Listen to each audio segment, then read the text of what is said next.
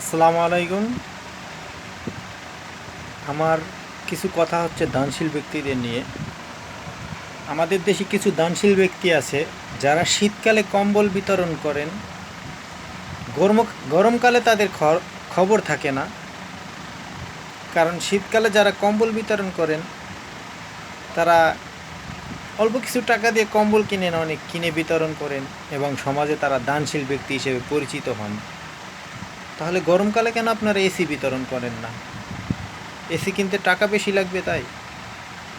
আমার দানশীল ব্যক্তিদের দৃষ্টি আকর্ষণ একটাই, শীতকালে কম্বল বিতরণ করেন, গরমকালে এসিও বিতরণ করেন।